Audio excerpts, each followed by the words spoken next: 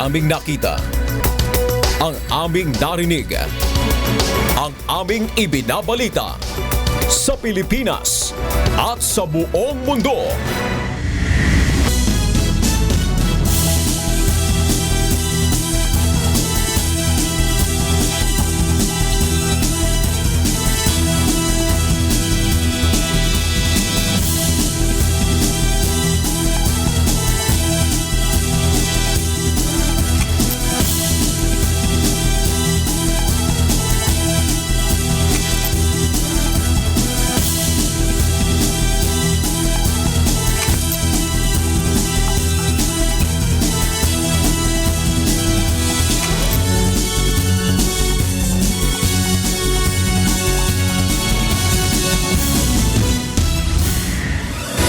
Magandang hapon Pilipinas at sa buong mundo. Sa ulo ng mga balita. Mga problema sa enrollment at papasok na kindergarten pangunahing idinulog ngayong araw sa DepEd Action Center. Outgoing at incoming DepEd secretaries personal na pinangasiwaan ang unang araw ng pagpapatupad ng K-12 program. Unang araw ng klase, sinabayan ng kilos protesta ng mga school bus operator. Aklat at mobile application para sa weather forecasting inilunsad ng Pag-asa. State of emergency sa Florida idiniklara kasunod ng madugong mass shooting sa Orlando Gay Nightclub.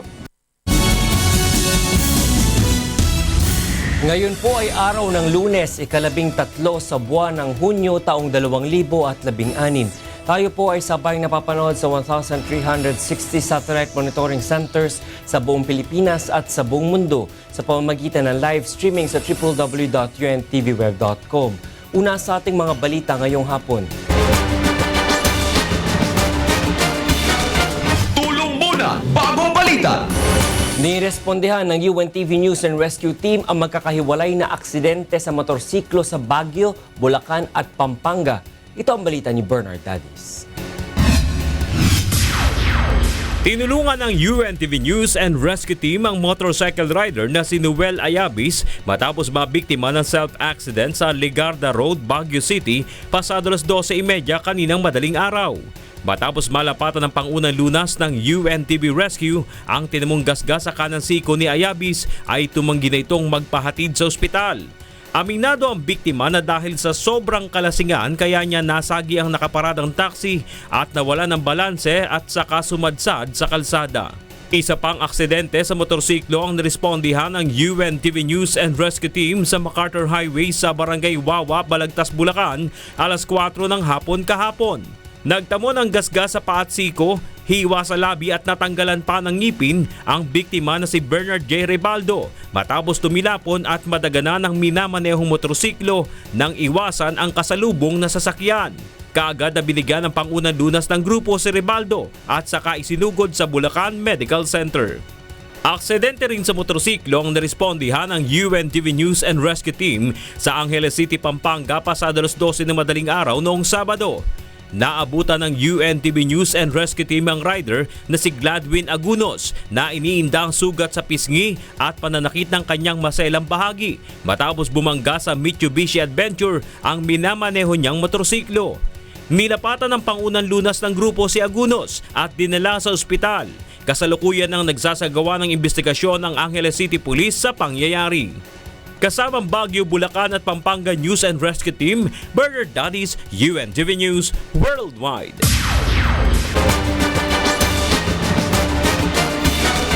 Tulong muna bago balita! Tatanggap pa rin ng mga enrollee ang Parañaque National High School hanggang sa June 30. Ito ang balita ni Joan Nano.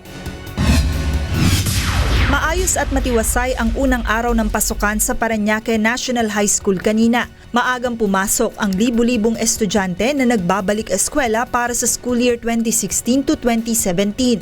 Samantala, hindi rin nawala ang mga late enrollee. Kasi po ma'am, kakauwi ko lang po galing probinsya po eh. Kasi po ngayon lang po siya nakapag-decide na dito po siya mag-aaral, mag-transfer po kasi siya. Kasi kata-transfer lang namin. So ngayon pa lang kami, tsaka naghahanap kami ng course na gusto niya. Yung mga school doon kasi wala yung available. Sa ngayon, nasa mahigit sa 10,000 mga mag-aaral ang nag-enroll sa Parañaque Main High School. 9,000 rito ay junior high, habang nasa 826 naman ang nagparehistro para sa senior high school. Nasa 960 ang kapasidad ng PNHS para sa grade 11, kaya tatanggap pa rin ito ng mga late enrollee hanggang sa June 30. Ang eskwelahang ito ang itinuturing na may pinakamaraming bilang ng mga estudyante sa buong Asya. Gayunman, tiniyak ng principal nito na si Dr. Rosendo Abugo na handa ang kanilang paaralan at may sapat na pasilidad para sa kanilang mga mag-aaral lalo na sa senior high school. Napakaganda po ng ating status dito. Unang-una kasi meron po tayong mga teachers na kompleto. Train po silang lahat base sa kanilang qualification at sa kanilang specialization. Sobra-sobra ang ating po mga classrooms. Isa lamang ang classroom na ito sa inilaan ng Parañaque National High School para sa kanilang mga estudyante sa grade 11. Sa kabuuan, nasa 48 mga silid-aralan ang gagamitin para sa senior high school. Ngunit sa ngayon ay 20 pa lamang sa mga ito ang okupado.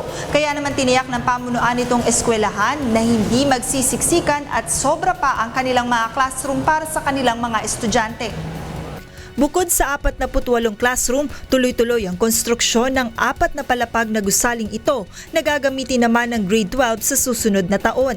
Bawat classroom ay may nakatalagang 40 estudyante at mayroong 34 na mga guro para sa senior high school. Plano ng paaralan na magdagdag pa ng track courses sa mga susunod na taon upang mahikayat ang mas marami pang mga estudyante na mag-enroll sa kanilang eskwelahan. Joan Nano, UNTV News, Worldwide. Pangunahin na idinulog sa Department of Education o DepEd Command Center sa pagbubukas ng klase ngayong araw sa buong bansa ang mga problema sa pagpapa-enroll at sa mga batang papasok sa kindergarten. Mula sa Pasig City, itong balita ni Grace Casin live. Grace, go ahead.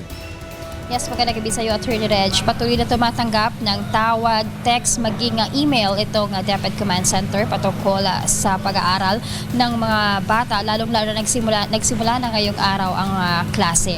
At karamihan nga sa kanilang natatanggap ay patungkol sa pagpapa-enroll ng kanilang mga anak. Kasama na dyan yung mga late enrollees, gayon din ang age requirements sa kinder. May mangilan-ngilan pa rin na hindi tumugon sa panawagan ng Department of Education na early registration at enrollment, kaya nagkakaproblema sila ngayong pasukan. Gayunman, tiniyak ng DepEd na tatanggapin pa rin ang mga ito, subalit posible nang maiwan sila ng ilang aralin dahil nagsimula na ang klase at aralin ngayong araw. Kaya naman panawagan ng DepEd sa mga magulang na maging responsable at maaga pa lang planuhin na kung saan pag-aaralin ng kanilang mga anak, lalo na kung ito ay papasok sa junior at senior high school. Hindi naman maitatanggi ng DepEd na mayroon pa ring aberya sa full implementation ng K-12 program, subalit ginagawa naman nila ito ng solusyon. Tulad na lamang sa Ramon Magsaysay High School sa Quezon City kung saan handang-handa na sa unang taon ng senior high school. Bukod sa may sapat na classroom, mayroon din silang nakalaang libro sa mga estudyante. Sa senior high school ay meron kami mga classroom na inalot sa senior high school. Wala kaming buildable space pero meron kaming bakanteng classroom. 6,002 ang public school na nag-o-offer ng senior high school, habang ang DepEd o ang mga private school naman ay 5,031. Pinayuhan din ng DepEd ang mga magulang na huwag piliting ipasok sa kindergarten ang mga batang wala pang 5 taong gulang. Ang ayaw kasi natin mangyari, mahirapan yung bata doon sa pagpasok, no? Kasi kailangan talaga bawat baitang merong age requirement yan eh.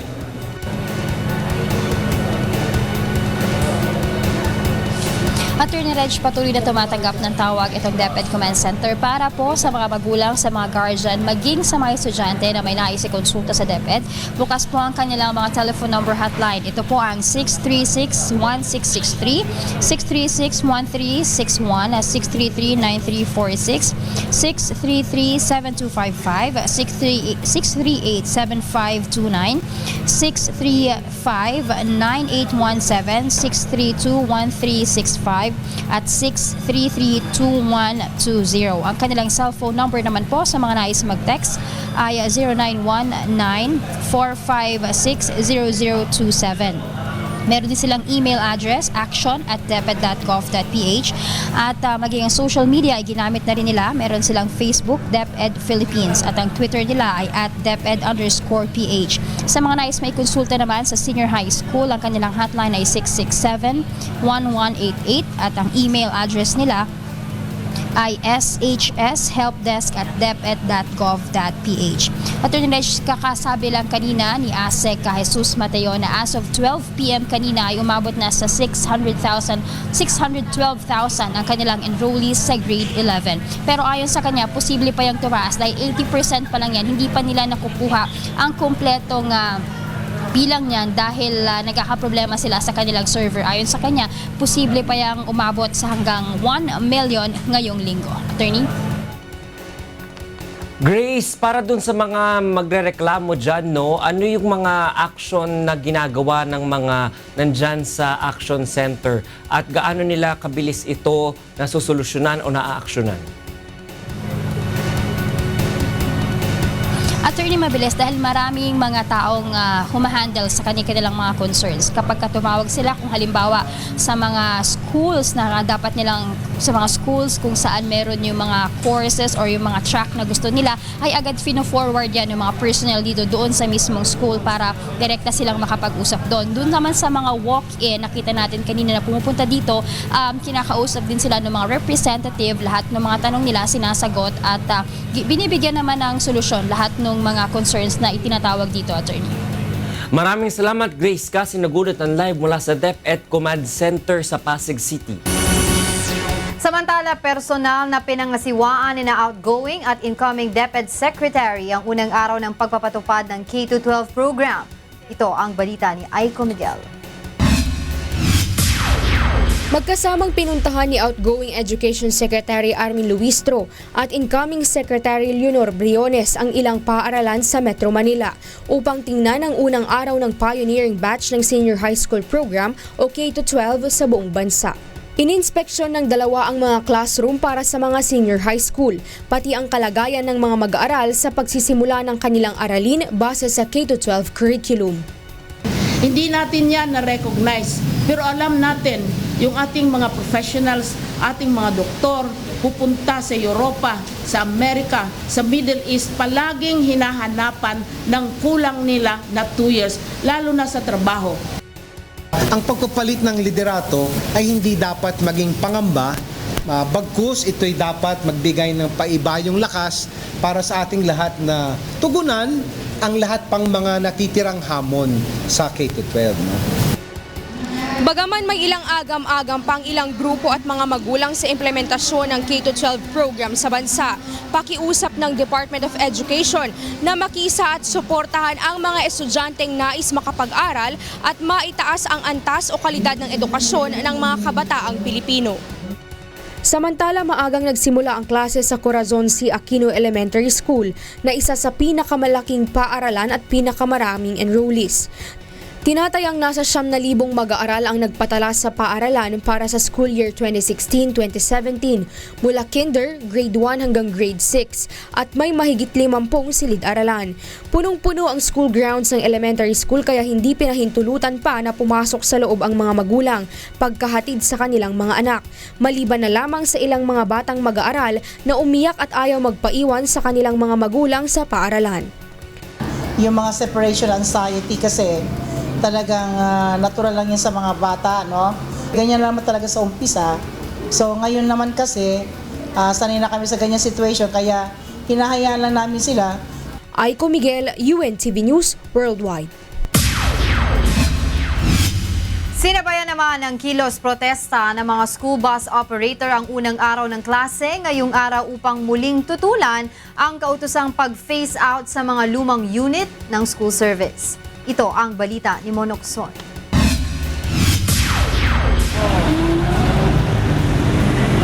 Mahigit 200 school bus operator ang nagsagawa ng kilos protesta sa harapan ng tanggapan ng Land Transportation Franchising and Regulatory Board. Isang kabaong din ang kanilang sinunog bilang pagpapakita ng pagtutol sa ipinatutupad na phase out ng mga lumang school service. Magsasakripisyo rito mga bata. Hindi ko ginagamit ang bata rito para kami pagbigyan. pero sa realidad, ang bata ang apektado rito. Nangako rin anya ang mga magulang na susuportahan sila sa pag-apela sa LTFRB upang bigyan pa sila ng sapat na panahon upang makakomply. Ang mga magulang naman nakakaunawa. Kamukha ngayon, meron kaming pasok. 2 days pa lang, kinausap na namin ng mga magulang at nauunawaan naman nila ang aming kalagayan. Ang sabi pa nga nila, tutulong sila na sila makikiusap din sa gobyerno para mapagbigyan pa yung mga service sa kanilang mga bata.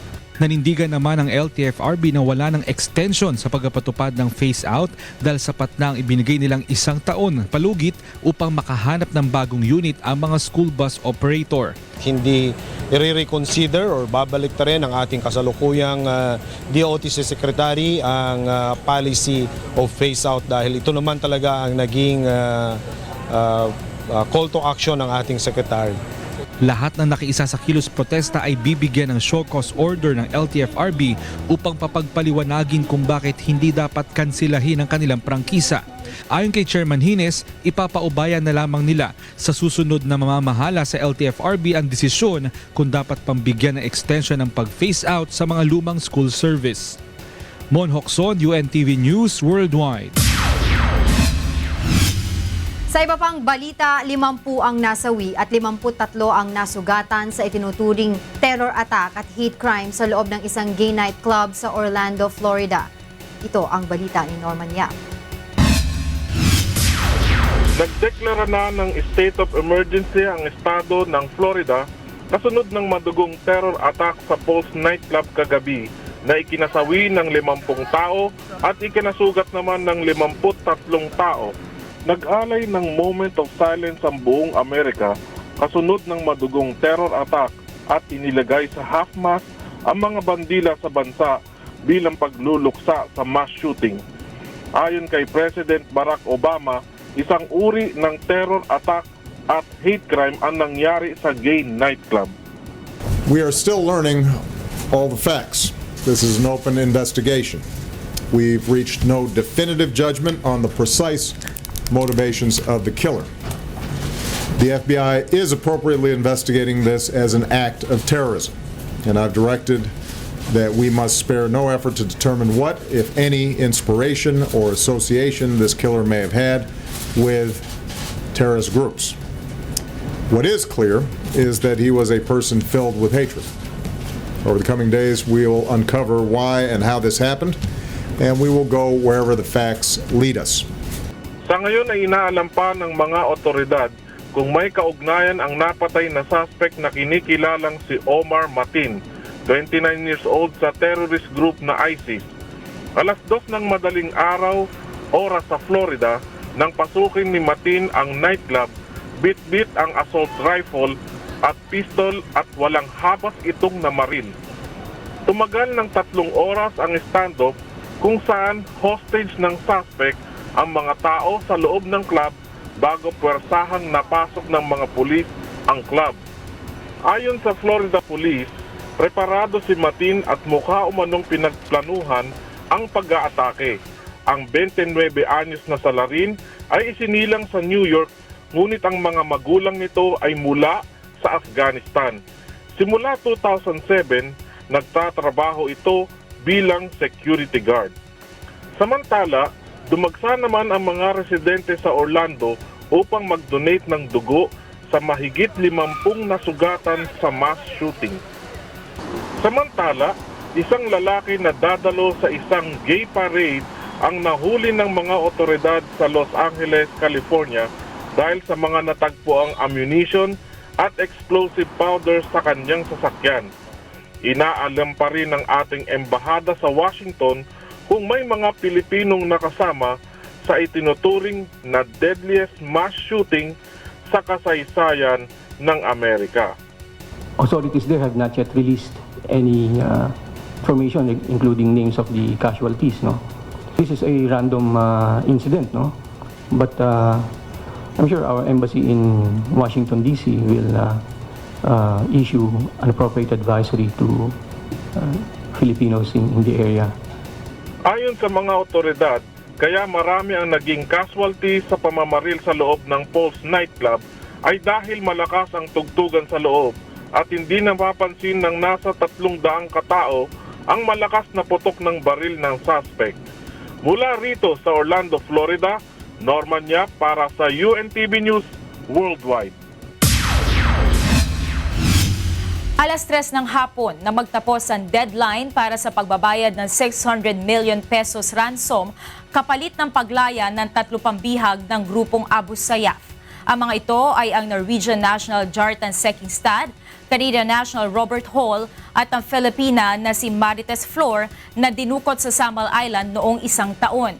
1 oras makalipas, napabalitang pinugutan na ng ulo ang isa sa mga hostage. Ngunit ayon sa AFP, hindi pa nila ito makumpirma. We have no confirmed information regarding that incident that is being reported. I have contact with Major Tan in Zamboanga, and the information is that they are just continuing with their support operations. But that information will be considered for confirmation. Nanindigan naman ang pamahalaan na hindi ito magbibigay ng ransom sa bandidong grupo. Samantala, alamin muna natin ang sitwasyon sa mga lansangan sa oras na ito. Mula sa C5 Road, Katipunan, ito ang balita ni Monokson, live. Yes, Mon.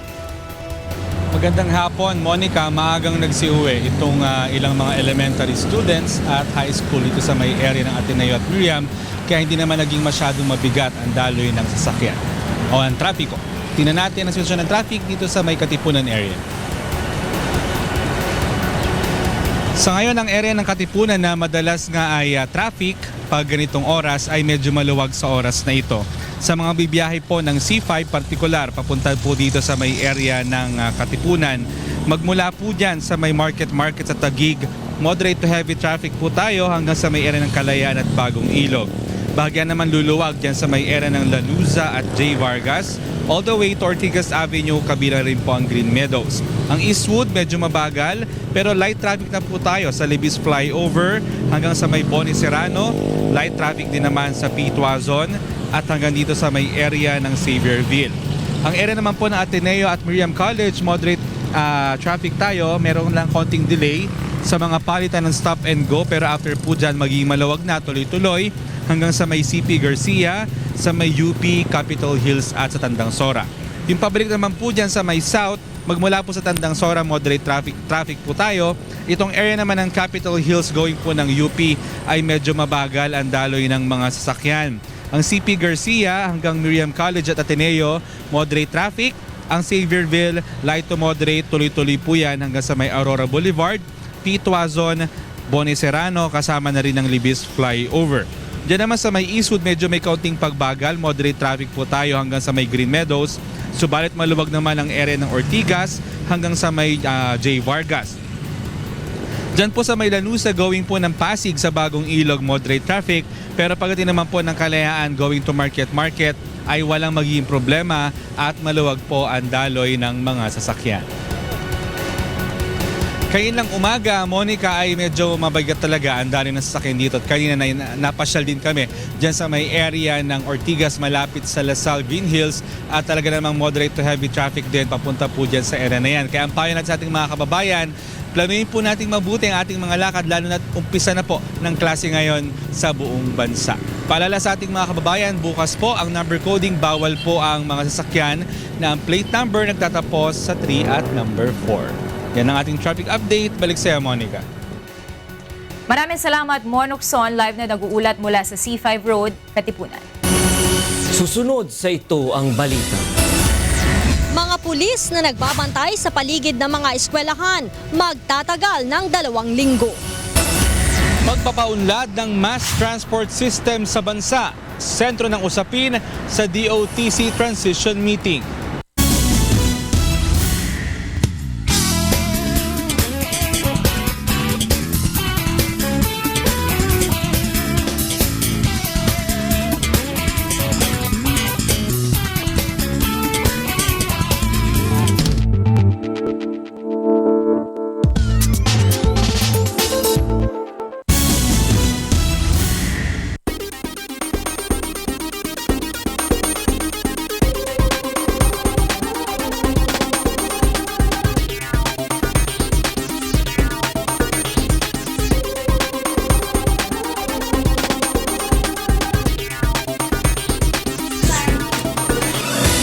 Nagbabalik ang Ito ang Balita.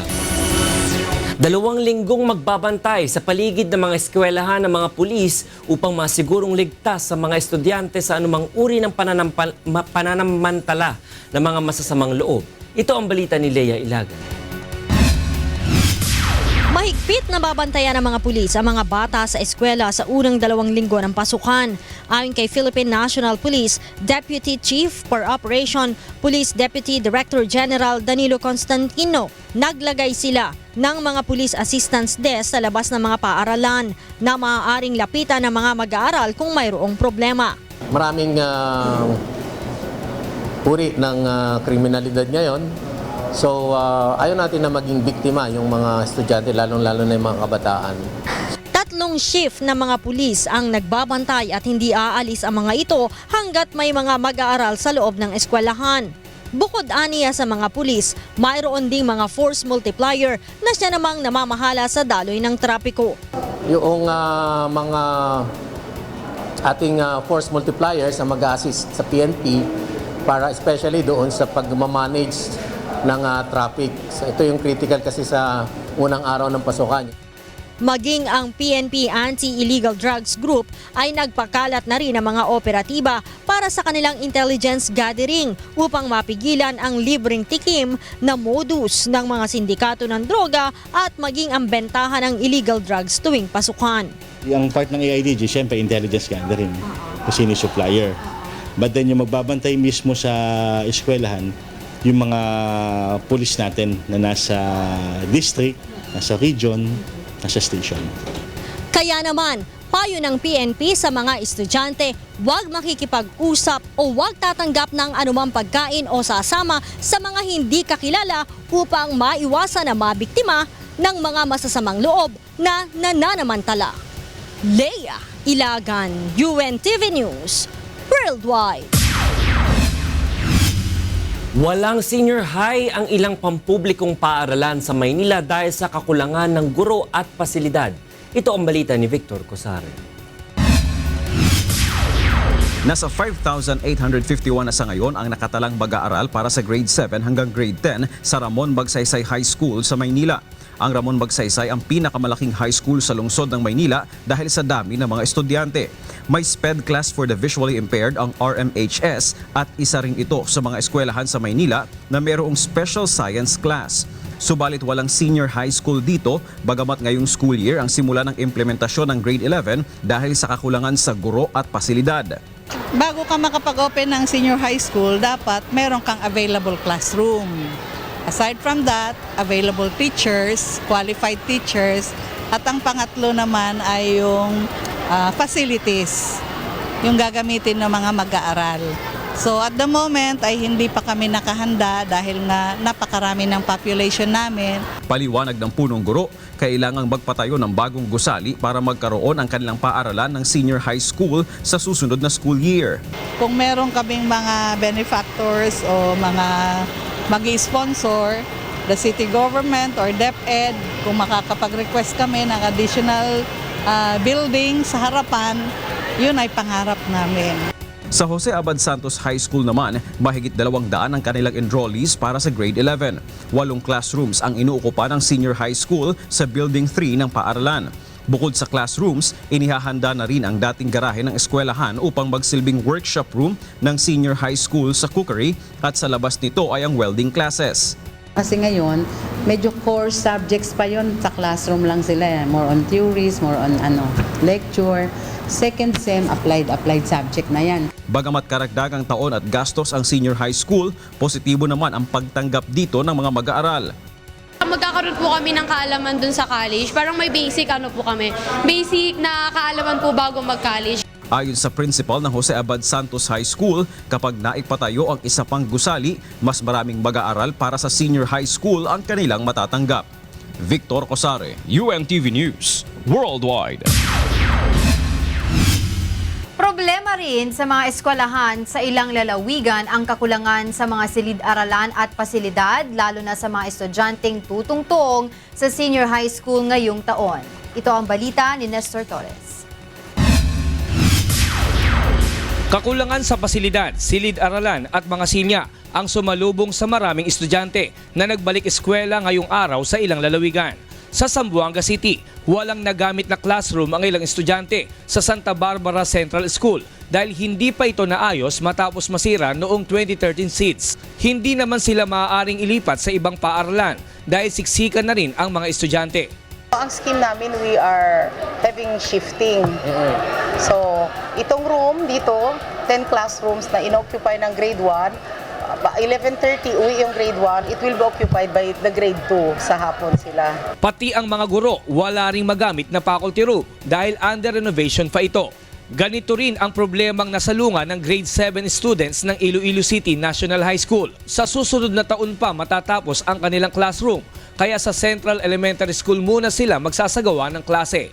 Sa Angeles at San Fernando City naman sa Pampanga ay wala ring classroom ang daang-daang estudyante na tutungtong sa senior high school. Wala ring lamesa at iba pang gamit ang faculty rooms at kulang ang armchairs kaya sa monoblock muna uupo ang mga estudyante. Sa Philippine Science of Technology High School naman sa Baguio City ay skeletal form pa lang ng building ang naitatayo kahit simula ng pasukan. Hindi rin aspalto ang daan na dagdag pahirap sa mga estudyante ngayong tag-ulan. Under construction rin ang building para sa senior high school students sa pinakamalaking pampublikong paaralan sa Baguio City. Ayon sa DepEd, hindi natapos ang takdang deadline ng pagtatayo sa mga gusali dahil nagkaroon ng aberya sa panig ng builders. Sa Bulacan naman ay problema rin ang kawalan ng classroom at palikuran bukod pa sa mababang attendance ng senior high school students. 6,000 estudyante lamang ang dumagsa ngayong araw kumpara sa kabuuang 7,099 na nagpa-registered. Ayon sa DepEd, maaaring hindi pa pumasok ang ibang estudyante dahil hindi pa handa ang kanilang mga gamit o kaya ay umiiwas muna sa magulong senaryo kapag first day of school. Kasama ang UNTV News team sa iba't ibang panig ng bansa. Nestor Torres, UNTV News Worldwide. Isinadula ng mga taga-Tanay Rizal ang buhay ng ilang bayani bilang bahagi ng paggunita sa araw ng kasarilan. Hinimok rin ang mga Pilipino na magkaisa at magtulungan upang makamit ang kalayaan mula naman sa kinakaharap na mga problema ng bansa. Ito ang balita ni Joshua Anton.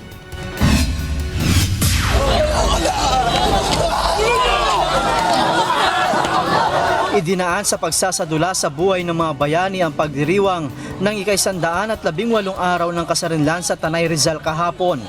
Layunin nito na may paalala sa ating mga kababayan ng sakripisyo ng mga bayani upang makamit ang tinatamasa ngayong kalayaan ng bansa mula sa pananakop ng mga dayuhan. Nais kong pamulat sa lahat ng taga-Tanay ng ating bayan ay luna ng mga bayani na tulad ng mga nagsunula kanina. Sina Gregorio Altamirano alias Magampon, Gregorio Mendez alias Mulawin at Cabo Codyo, Juan Jimenez alias Bugtong, Francisco Solano alias Tala at marami pang iba. Itinaya nila ang kanilang buhay sa pagnanais na makamit ang kalayaan. Samantala sa bahagi naman ng Malolos, Bulacan ay isang wreath-laying ang sinagawa sa monumento ni General Emilio Aguinaldo at sa bayang pagtataas ng pambansang watawat. Tema ng selebrasyon ngayong taon ay ang Kalayaan 2016, pagkakaisa, pag-aambagan, pagsulong. Kaya hinimok ang mga Pilipino na magtulungan upang makamit ang ganap na kalayaan mula sa mga kinakaharap na problema ng lipunan. May iba't ibang uri pa ng kalayaan na naranasan ng mga Pilipino ng iba't ibang antas at linya ng pamumuhay. Para sa masang Pilipino na ang mayoridad pa rin ay mahihirap, ang kanilang patuloy na ipinaglalaban ay ang kalayaan mula sa tinikala ng kahirapan. Lalong-lalo na ang mithiin ng mga mahihirap ang kalayaan sa matinding kahirapan. Sa Pampanga naman ay mga kabataan ang hinimok na gamitin ang kanilang lakas at talento upang magkaroon ng magandang kinabukasan ng bansa. Sa isinagawang komemorasyon sa Pamintuan Mansion kahapon sa Angeles City, hinikayat ang mga kabataan na kumuha ng training sa paggamit ng digital technology upang may maiambag sa pagsulong ng Pilipinas. Ang pinaka-importante talaga training dahil kung minsan pag sinasabi nilang hindi bumababa ang benefits ng economic growth. One, of course, the reason is that perhaps we need some reforms, in the way business is being done in the Philippines. Kasi eventually, most of the jobs in the future will really entail technology. Samantala, nanawagan naman ang Iloilo Police sa ating mga kababayan na magipagtulungan sa kampanya kontra iligal na droga kasabay ng paggunita sa araw ng kasarinlan. Ayon sa pulisya, malaking salot sa lipunan ng iligal na droga na umaalipin sa maraming nalululong sa bisyo kaya dapat itong mapuksa. Dagdag pa ng PNP, kailangan ang kooperasyon ng publiko dahil hindi matutuldukan ang problema kung iaasa lamang sa pulisya at pamahalaan ang pagresolba rito. Nanawagan rin sila sa kanilang tauhan na pagbutihin at maging tapat sa kanilang trabaho upang manumbalik ang tiwala ng taong bayan. Joshua Antonio, UNTV News, Worldwide. Nakiisa rin ang mga Pilipino sa iba't ibang panig ng mundo sa pagdiriwang ng ika-118 anibersaryo ng kalayaan ng Pilipinas. Ito ang balita ni Amiel Pascual. Iba't ibang gimmick ang isinagawa ng ating mga kababayan sa iba't ibang panig ng mundo upang makiisa sa pagdiriwang na ika-118 anibersaryo ng kalayaan ng Pilipinas ngayong taon. Sa France, isang Filipino dish breakfast ang handog ng embahada sa pangunguna ni Ambassador Maria Teresa Lazaro. Sa Dubai, isang job fair naman ang inorganisa ng konsulado kung saan dumagsa ang mga Pinoy job seekers mula pa sa iba't ibang panig ng UAE. Especially in times when there are when they have labor issues just in case or when they have contract issues, we will always be there to assist them. Total of near 2,000 ang nakuha na kababayan nga magtatrabaho talaga sa kanila, different companies today.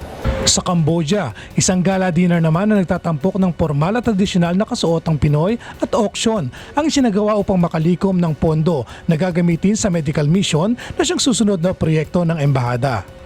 Sa Australia, nakisa ang UNTV sa Barrio Fiesta na nagtatampok naman ng iba't ibang pagkain at produktong Pinoy. Ipinakilala rin ng ating mga volunteers ang mga public services na ipinagkakaloob ng ating istasyon, hindi lamang sa Pilipinas kundi maging sa Australia.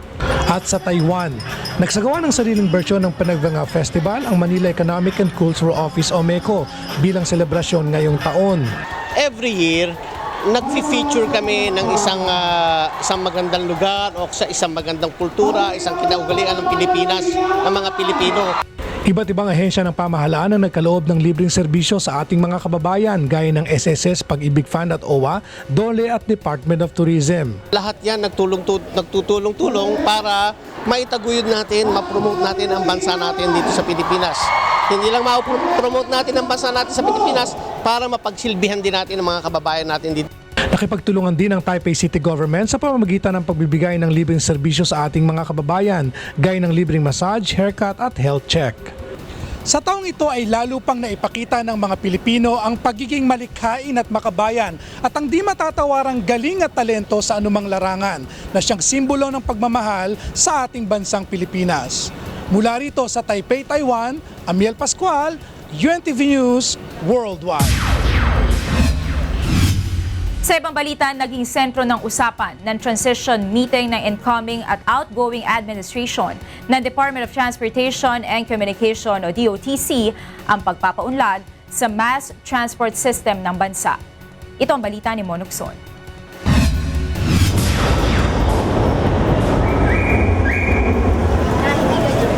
Kabilang sa mga plano ng susunod na administrasyon ang pagpapaunlad sa mass transport system ng bansa. Ayon kay Robert C., Senior Advisor ng Department of Transportation and Communication, natuon ang usapan sa ginanap na transition meeting sa mga paraan upang mas mapaganda pa ang mass transport system ng bansa. The priority generally should be improving public transport. I think we all know that. Most people rely on public transport rather than cars and motorcycles. We need to invest more in our public transport. Malaki ang posibilidad na ipagpatuloy ang mga naunang proyekto ng DOTC, gaya ng point-to-point bus service at Express Connect, pati ang Bus Rapid Transit Project at modernisasyon ng mga jeep at ibang transportasyon ay planong ituloy ng susunod na administrasyon. We need to work on public transport generally, and this means not just not only rail, but also we need to improve bus services, jeepney services, UV Express, and definitely our pedestrian and non-motorized transport as well. Ayon naman sa Management Association of the Philippines, mahalaga pa rin na ikonsidera ang pagdedeklara ng transportation and traffic crisis. Mahalaga rin na magkaroon ng emergency powers ang susunod na DOTC Secretary dahil mas mabilis na maaksyonan ang mga problema sa sektor ng transportasyon. Mas mabilis. Emergency, mas mabilis. Yung procurement process can be shortcutted. Isa rin sa mga pagtutuunan ng pansin ng susunod na administrasyon ay ang pagpapatayo ng mas maraming mga tulay at mga kalsadang magkokonekta sa mga lungsod at bayan. Mon Hocson, UNTV News Worldwide. Hindi maaaring gawing permanenteng prison guard sa mga tauhan ng Philippine National Police Special Action Force o PNP-SAF dahil maaapektuhan ang mandato ng mga ito tungkol sa national security. Ito ang balita ni Lea Ilagan. Bukas ang Philippine National Police na tumulong sa gagawing reorganization at paglilinis sa New Bilibid prisons. Gayunman, sinabi ni PNP Deputy Chief per Operations, Police Deputy Director General Danilo Constantino na hindi sila maaaring permanenteng magbantay sa mga preso gaya ng nais ni incoming Justice Secretary Vitaliano Aguirre. Sinabi ni Constantino na nakaatang sa balikat ng SAF ang paglaban sa mga teroristang tulad ng bandidong Abu Sayyaf, kaya't hindi maaaring mabawasan ang pwersa ng mga ito para ilagay sa NBP. Probably yung initial stage ng kanilang implementation kung ano may gusto nilang i-implement. But definitely, hindi pwede na yung SAF will be the permanent guards ng National Bilibid Prison. Maaari naman aniyang gamitin ang SAF sa unang stage ng implementasyon ng kanilang proyekto tulad ng paglilinis ng mga tiwali sa NBP, subalit hindi maaaring pangmatagalan. Merong mandate ang Special Action Force and siguro kung i-implement nila yung kanilang projects sa Bilibid ng 1 month, 2 months, pwede pa siguro yun. Tumanggi namang sagutin ng hepe ng Special Action Force kung pabor sila at kung ilan ang kanilang pwersa sa kasalukuyan. Hihintayin na lamang nila ang formal na kautusan para sa usaping ito. Oktubre ng nakaraang taon, inihayag ng tagapagsalita ng Special Action Force na si Police Senior Inspector Jason Baldos na nangangailangan pa sila ng 5,000 tauhan upang madagdagan ang mahigit 4,000 tauhan nila sa kasalukuyan. Lea Ilagan, UNTV News, Worldwide. Ipinagpaliban na naman ng Sandigan Bayan 5th Division ang pagliliti sa kasong plunder at graft laban kay Senator Jinggoy Estrada. Ito ang balita ni Joyce Balancio. 2 taon na ang nakalipas mula nang isampa ang kasong plunder at graft laban kay Senator Jinggoy Estrada. Ngunit hanggang ngayon ay hindi pa rin nalilitis. Humingi na naman ng karagdagang 1 buwan ang kampo ng prosekusyon upang mamarkahan ang mga ebidensyang gagamitin sa paglilitis sa kaso. Ayon kay Prosecutor Maria Cristina Batacan, may 1 o 2 dokumento pa sila na kinukuha mula sa ibang ahensya ng gobyerno. Tinutulan ito ng mga abogado ni Estrada at sinabing 2 taon na magmula na isampa ang kaso laban sa senador, hindi pa rin kumpleto ang mga ebidensya laban kay Estrada. Tumanggi naman si Associate Justice Roland Horado na magkaroon pa ng reserved evidence o yung mga dokumentong hindi pa na ipipresenta sa korte ngunit mamarkahan na bilang ebidensya. Maliban na lang kung may valid ground para gamitin ito. Sa halip, ipinag-utos na ni Horado na markahan na lahat ng mga ebidensya sa preliminary conference bago ang paglilitis. Isinasagawa ang preliminary conference para mas mapabilis ang paglilitis sa kaso. Ito ang ika-4 na pagkakataong iniurong ang paglilitis sa kaso dahil sa kulang-kulang na ebidensya. Sa September 12, itinakda muli ang pre-trial sa kasong plunder at graft. Kasalukuyan nakadetine si Senator Estrada sa PNP Custodial Center dahil sa mga kasong ito. Inakusahan ng senador ng pagkamal na mahigit 183 million pesos mula sa pag-iendorso ng kanyang Priority Development Assistance Fund o PDAF sa mga peking NGOs ni Janet Lim Napoles. Joyce Balancio, UNTV News Worldwide.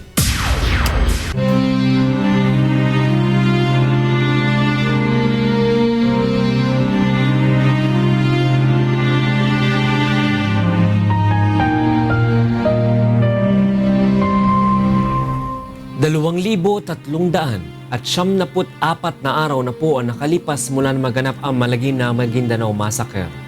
Ngunit hanggang ngayon naghahanap pa rin tayo ng katarungan sa mga biktima ng malagim na krimen. At sa tila madilim na hinahanap ng kaso, hindi po bibitiw ang UNTV sa labang ito hanggang makamit ang katarungan, hindi lamang para sa aming 4 na kasamahan, kundi sa lahat ng mga biktima ng karumal-dumal na pamamaslang. Susunod sa Ito ang Balita. Aklat at mobile application para sa weather forecasting inilunsad ng Pag-asa.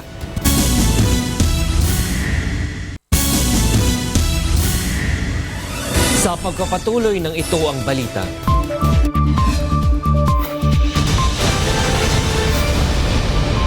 Nakakaapekto pa rin sa bansa ang habagat. Alamin natin ang latest sa lagay ng panahon mula kay Ray Pelayo na nasa UNTV Weather Forecasting Center. Ray, gaano ba kalawak ngayon ang pauulanan ng habagat? Magandang gabi, Tony Reggie, sa ating mga kasambahay. Ang concentration ngayon itong southwest monsoon o habagat nandyan sa may West Philippine Sea, pero umaabot dyan sa may area ng extreme northern Luzon o yung Batanes area. Ayon naman sa Pag-asa, patuloy pa rin tayo makakaranas ng fair weather at expect naman natin sa mga susunod na araw, meron tayong patuloy na makakaranas tayo ng rain showers and thunderstorms sa Tony Reggie. Sige Ray, bigay mo ng kabuuan lagay ng panahon sa magdamag. Narito po ang maglagay ng panahon sa mga susunod na oras. Yung pa rin pong habagat o southwest monsoon nakaka-apekto sa may ilang lugar po ng extreme northern Luzon. Sa forecast po ng Pag-asa, ang area po ng Metro Manila at malaking bahagi ng Luzon, makakaranas po ng rain showers and thunderstorms, lalo na po yung may area ng Palawan at dyan po sa may area ng extreme northern Luzon, yung area po ng Batanes. Sa Metro Manila naman po, asahan din po natin na magkakaroon ng partly cloudy to cloudy skies. Sa Quezon City bukas, maaari pong umabot sa 34 degrees Celsius ang maximum temperature, 35 po sa tuwing araw. Sa Baguio po is 25 and 33 sa may area po ng Puerto Princesa City sa Palawan. Sa Visayas area, makakaranas din po ng isolated rain showers and thunderstorms, lalo na po yung area ng Panay at Negros. Sa Iloilo City, hanggang 33 degrees Celsius ang maaari po makita ng maximum temperature. Gayun din dito sa may area po ng Tacloban, pero sa Metro Cebu hanggang 32 degrees Celsius. Ang Mindanao po ay makakaranas din ng bahagyang maulap hanggang sa maulap na papawirin. Yung chance na magkakaroon po ng mga pag-ulan dyan po sa may area ng Zamboanga Peninsula dahil po sa mga pag-uulap na nakita po ng Pag-asa dyan. Sa Cagayan de Oro City hanggang 33 degrees Celsius ang maaari pong makita ng maximum temperature bukas, gayon din sa Metro Davao at 35 degrees Celsius sa may area po ng Zamboanga City. Ang ating pong sunrise, 5:27 a.m. at naman pong sunset, 6:25 p.m. Yan ang ating ulat panahon. Umulan man po't umaraw, huwag nating kalilimutang pasalamatan ang Diyos na lumala. Balik sa dyan sa studio. Maraming salamat Ray Pelayo mula sa UNTV Weather Center. Inilunsad ng Pag-asa at Komisyon ng Wikang Filipino ang isang aklat at Android mobile application para sa lagay ng panahon. Nagbabalik si Ray Pelayo. Maaari nang i-download ang Android mobile application para sa mga impormasyon sa lagay ng panahon sa Pilipinas at mga karating bansa. Basta may internet connection, agad na makikita kung may bagyo na paparating sa bansa o kaya naman ay kung uulan sa isang partikular na lugar. Kapag tuloy-tuloy ang pagulan, lalabas din dito ang thunderstorm advisory at rainfall warning upang agad na makalikas kung may banta ng pagbaha. Magagamit din ito ng mga naglalayag dahil kasama sa app ang shipping forecast na makikita kung magiging maalon ang karagatan. Makita nyo po, nakamapa na po yung natin, tsaka yung mga key cities natin. Makikita nyo kung ano yung weather forecast niya sa for the 5-day. So yung isa po yung picture siya. Sa tulong naman ng Komisyon ng Wikang Filipino o KWF ay inilunsad din ang isang aklat na naglalaman ng mga terminong pampanahon at kaukulang paliwanag sa salitang Tagalog. Kagaya na lamang ng Southwest Monsoon na sa Filipino ay habagat at ang Northeast Monsoon o amihan. Kasama rin ang naging matunog na salita noong 2013 nang manalasa sa bansa ang bagyong Yolanda, ang storm surge. Daluyong bagyo sa pagsasalin sa Filipino na nangangahulugang malalaking alon na dala ng bagyo. Inadapt din ang terminong weather forecasting sa wikang Ingles at ginawang weather forecasting bilang bahagi ng titulo ng aklat. Ayon sa KWF, hindi naman magdudulot ng pagkalito sa publiko kung may bagong mga termino. Pwede naman nating hiramin yan ng buong buo kung halimbawa technical term. Pero kapag nanghihiram tayo, maaari din nating i-respell or maaari tayong humanap ng mga katumbas sa mga katutubong wika natin.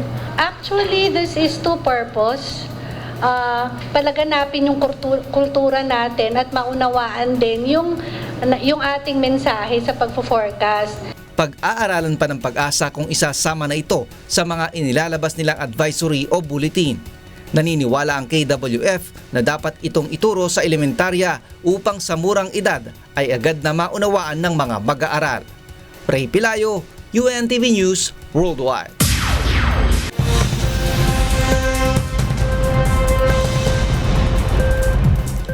Isang Pilipino ang kabilang sa mga nasugatan sa pagsabog sa Pudong International Airport sa Shanghai kahapon. Batay sa ulat, aabot sa 5 ang nasugatan nang pasabugin ng isang lalaki ang isang homemade explosive sa ticketing area ng paliparan. Matapos naman ang pagsabog, sinaksak umano ng sospek ang kanyang sarili. Ayon kay Department of Foreign Affairs Assistant Secretary Charles Jose, sa ngayon ay nasa ligtas ng kalagayan ang naturang OFW. The consulate was able to talk to this Filipino. He's a 52-year-old seaman. He just disembarked from a container ship from the US that docked in Shanghai, and he's about to come back to Manila yesterday. But because of the bombing, he was sustained only minor injury to his foot, and he was immediately treated in a hospital very near the airport, and he was subsequently discharged. Samantala, alamin naman natin ang mga balita sa sports at entertainment kasama si Thalia Javier.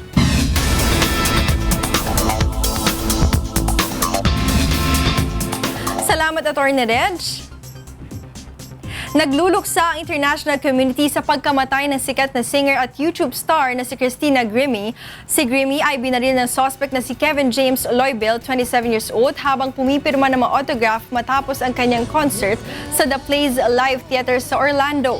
Nasawi rin ang suspect ng magbaril sa sarili ilang saglit matapos na habulin ng kapatid ni Grimmie. Hindi pa rin natutukoy ng mga otoridad ang motibo ng suspect at kung papaano ito nakapasok sa venue na armado ng 2 handgun at isang hunting knife. Hinirang na ikalawang Song of the Week sa buwan ng Hunyo ang awit ng pag-ibig sa Song of Praise to ASOP Music Festival Year 5. Ito ang balita ni Anches Carion. Naging emosyonal ang baguhang kompositor na si Jotter Joan Villan nang i-anunsyo na ang kanyang entry na awit ng pag-ibig. Ang itinanghal na Song of the Week sa ikalawang weekly elimination sa buwan ng Hunyo sa A Song of Praise o ASOP Music Festival ngayong linggo.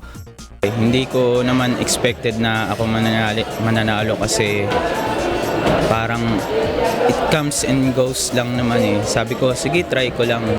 Humanga sa demo copy pa lang ng naturang awit ang interpreter nito na si Chris Angelica.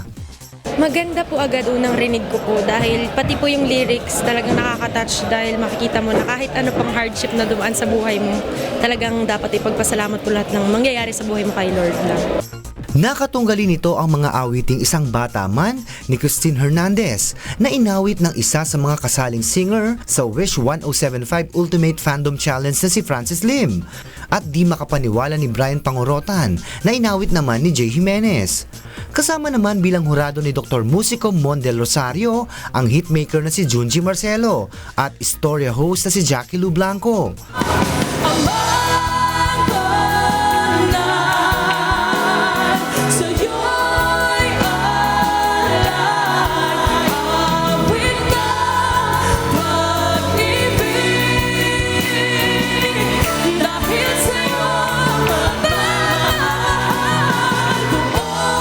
Carion, UNTV News Worldwide.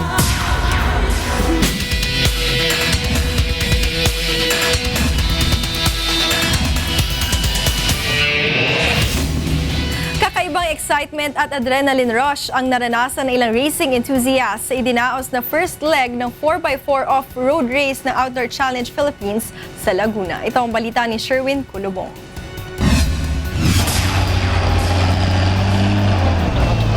Umarangkada na ang first leg ng 4x4 off-road race ng Outdoor Challenge Philippines sa Binyan, Laguna. Maraming racing enthusiasts mula sa iba't ibang lalawigan ang dumagsa kasama ng kani-kanilang pamilya upang ma-experience ang isang adrenaline-filled adventure. Dadaan sa beginner at professional tracks ang bawat kalahok at ang makakatapos sa pinakamabilis na oras ang siyang panalo. Hindi naging madali para sa ibang racer ang off-road challenge dahil maputik ang daanan dulot ng pagbuhos ng ulan.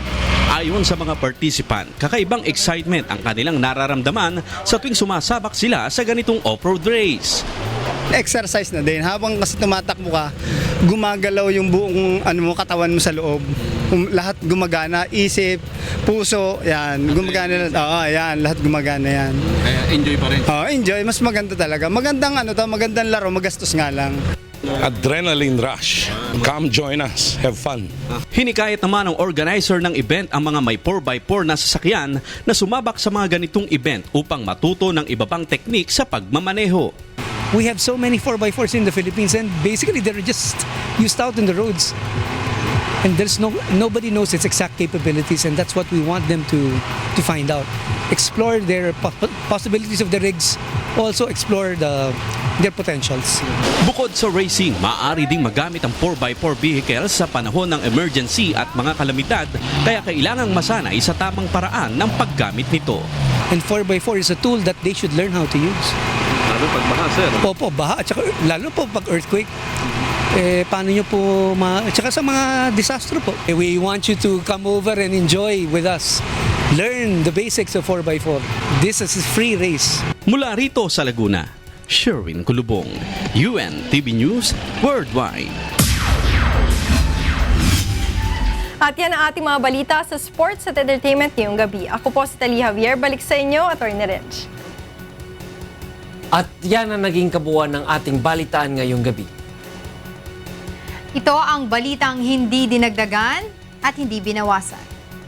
Aming inilahad ng buong katapatan kung paano namin nasaksihan. Kayo'y makapagtitiwala ng aming nakita at narinig ang aming ibinabalita. Magandang gabi.